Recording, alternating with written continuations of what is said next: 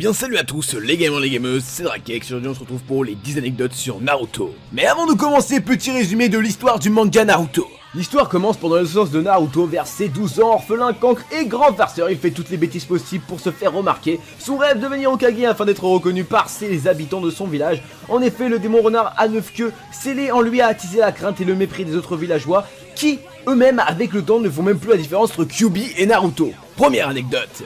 Quelle est la signification de Kyuubi? Il apparaît dans le conte des légendes de la Corée, son nom complet est Kyuubi no Kitsune, qui veut dire femme renarde, qui sont considérées comme bienveillantes ou malveillantes. On peut donc constater que Kyuubi est assez lunatique. Deuxième anecdote. D'où vient le prénom Naruto? Il vient des Naruto Maki, qui est une décoration culinaire japonaise à la base de pâté de poisson cuit à la vapeur, de couleur blanche présentant une spirale rose orangée à l'intérieur. En plus, si vous rajoutez Uzu devant Maki, ça donne Naruto Uzumaki. Troisième anecdote, les bandons frontales n'auraient jamais dû exister. À la base, comme on le voit au début de la série, Naruto porte une sorte de paire de lunettes d'aviateur, mais l'auteur Masashi Kishimoto a trouvé que c'était trop dur à chaque fois de faire les détails des lunettes, c'est pourquoi à la place il a décidé de créer des bandons frontales. Quatrième anecdote. Pourquoi Naruto n'a pas le nom de famille de son père? Il ne fallait que personne sache qu'il avait un lien de parenté avec le 4ème Hokage, sinon les ninjas ennemis d'autres villages auraient déjà envisagé de tuer Naruto. Cinquième anecdote. Kyuubi a été l'hôte de deux autres personnes. Au tout début de la série, on apprend que Naruto est l'hôte du démon renard à 9 queues, Kyuubi. Mais avant que Naruto naisse, il a été l'hôte de Mito Uzumaki, qui n'est autre que la femme de Hashirama, le premier Hokage.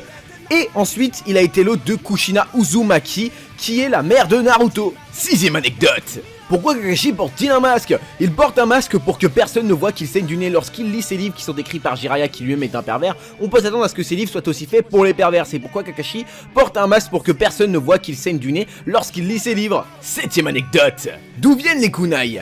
Autrefois, les kunai n'étaient même pas considérés comme des armes, mais plutôt comme des outils permettant de casser du bois ou du plâtre et de creuser des trous. Huitième anecdote.